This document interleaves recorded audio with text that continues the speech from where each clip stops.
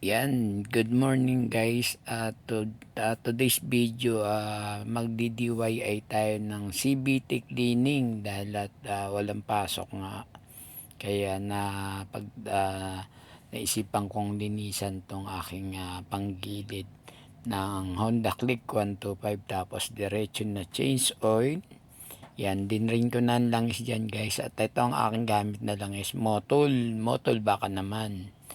Yan, habang pinapatulo ko ang langis, binaklas ko na ang mga tornilyo ng panggilid para binagalan ko lang talaga guys ang pagbibideo para sa mga beginner po at newbie sa motor kasi ang gusto ko pong maipakita po ang DIY na CBT cleaning sa ating mga may mga scooter na motorista na rider kagaya ko, kesa magbayad pa tayo sa motor shop kung kaya naman natin at may tools tayo. Madali lang po ang procedure ng paglilinis. Ako kasi pumunta na ako rito sa car wash ng tropa na barkada natin si Monde.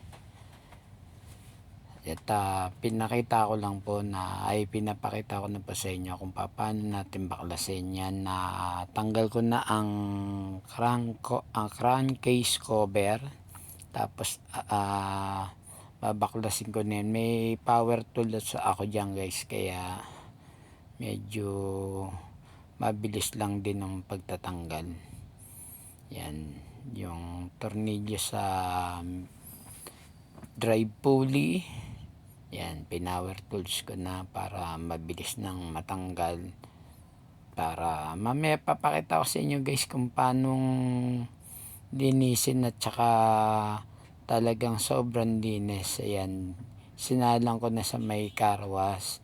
Binasa ako na muna dyan guys ng konti para tumalsik na yung mga ilang alikabok.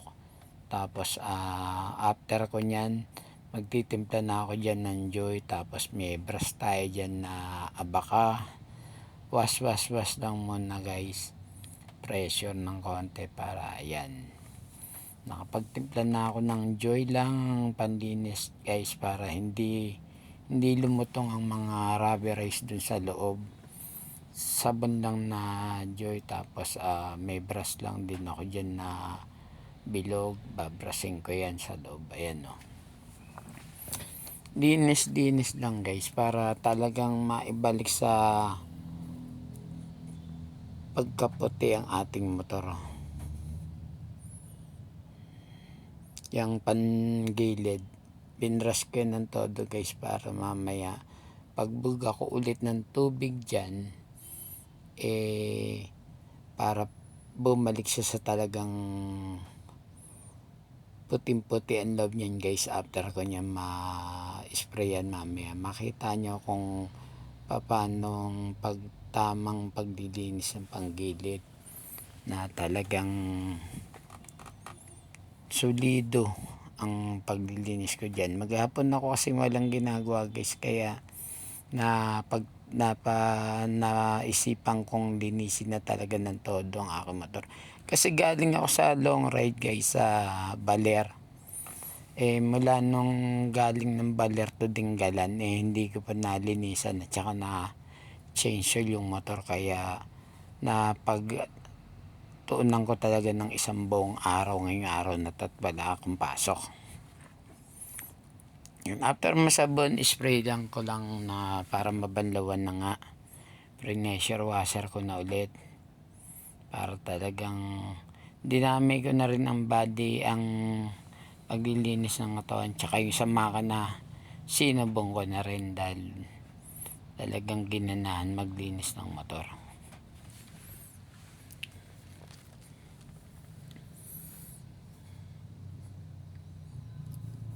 Yan, pressure washer ko lang guys. Tapos after kung ma-pressure nyan, babalik ko yun dun sa kabila, dun sa tuyo, sa part na area na tuyo na may bubong, para ipakita ko naman din sa inyo paanong tuyuin. Kasi binasa ako ng todo, diba? After naman nun guys, nilabas ko na ang blower para i-blower na rin. Tumilamsik yung mga tubig dyan na namumutay, ano, na nakasumuksok ng mga tubig. Huwag kayo mag-alala guys, kasi yan na, di ba, blinower ko. Tapos yung sa may engine, hindi pa kinabit yung sa ilalim niyan, kaya tatanggalin ko yung cover din nung sa langis. Bubugahan ko rin yun ng hangin para talagang yung mga natitira pang langis dyan. Ayan guys, binablower ko lang muna yung panggilid para mawala yung mga tubig dyan na ng pressure washer.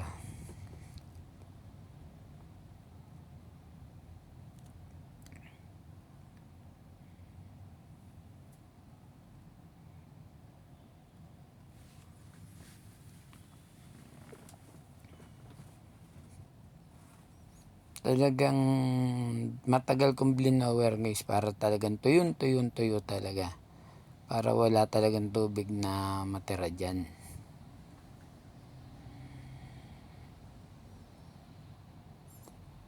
Sa mga makakapanood po ng video, like and share na lang po para alam ko po kung saan na po nakarating ang video na to. Ayan guys, yung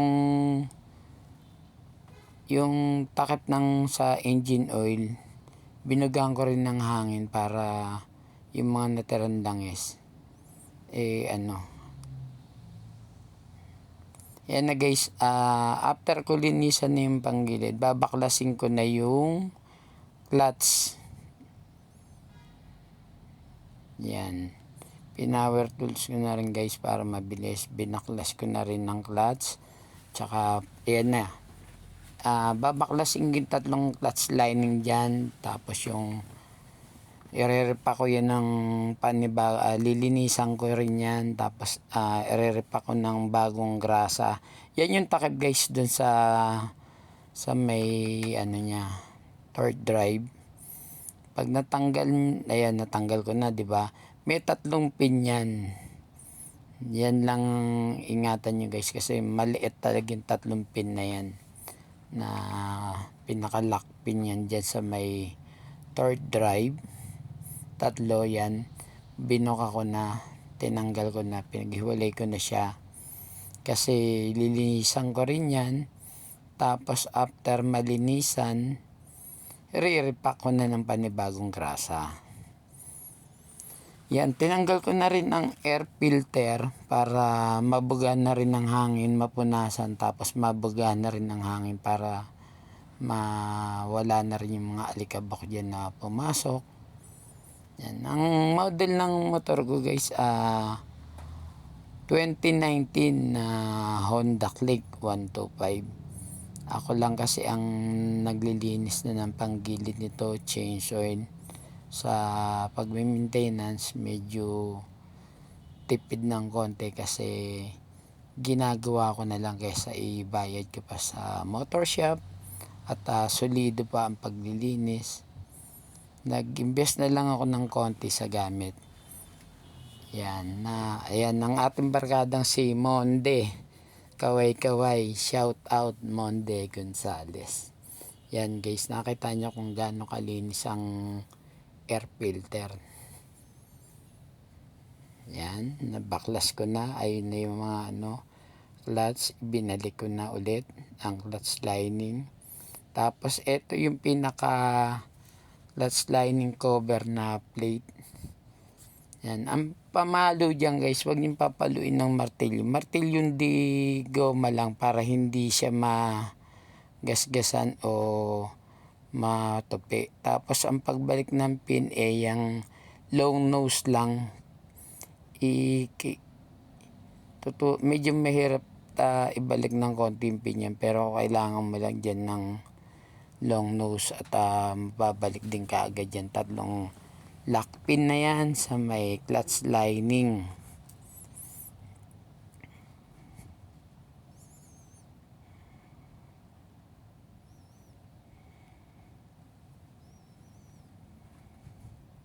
Yan, after kong mabalik yung clutch lining, eto guys ang grasa na ginagamit ko, high temp na top 1. Top 1 baka naman. Yan ang ating ginagamit na grasa para sa talagang kahit uminit ang bearing hindi siya malulusaw. High temp na grasa. Yan, nilalagyan ko na rin ng grasa yung bearing sa third drive sa loob. Dalawa kasi ang bearing yan isa rin sa loob tsaka isa rin sa labas na yan. Tapos binabalik ko na yung tatlong pin para ayan, pinipesto ko lang muna. Yan, tatlong pin yan guys na dyan sa may lock ng third drive. After kong mabalik yung tatlong pin na yan, pakikita ko sa inyo, lalagyan lang din ng konting grasa yan. Huwag masyadong pupunuin ng grasa guys kasi yan, baka mag overflow yung grasa, tumapon lang din. Tsaka bas delikado kung maraming grasa. Yung katamtaman lang, papakita ko sa inyo guys kung gaano karaming grasa lang na nandun lang siya mismo para pag nag-play yung third drive bumuka, yung grasa saktong sakto lang. Yan kita nyo guys, halos kapantay lang nung yan, high temp na grasa. Nilagyan ko na rin ang ating third drive.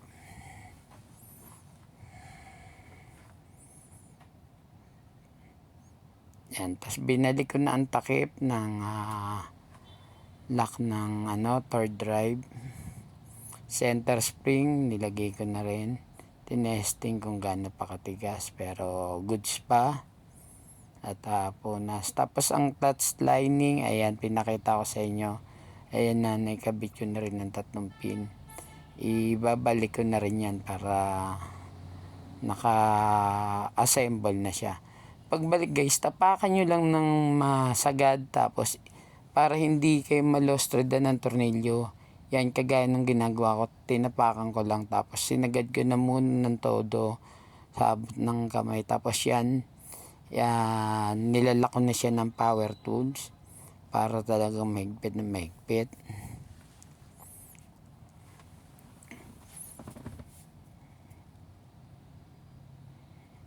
Yan, naikabit ko na at okay. Kaya nag-sign na ako ng okay. Tapos etong pinaka-ehe dito guys sa may ng pulley at saka clutch lining, yan ginasaan ko lang siya ng konti kasi yan yung kinakalawang na portion dyan. Kaya kailangan lagyan nyo siya ng konting grasa lang para pagbalik nyo nung pulley, ayun, pati yung washer dyan na sa gitna ng pulley, yan, para talagang maganda ang play niya mamaya. Tapos dinis lang din ng konti para yan, kinakabit ko na rin ng clutch lining, pisil lang konti para pagbalik nung female pulley lapat na siya. Ayan, sentro lang natin yung isang pulley, dapat sagad dun sa gearing na yun na yung may gatla. Yan, kita guys, ko nasentro ko ng maayos.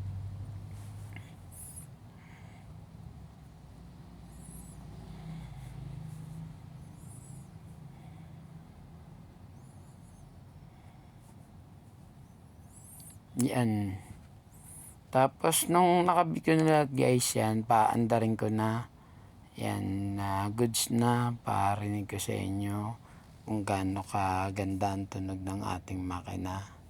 Yan, goods na siya at maandar na ulit at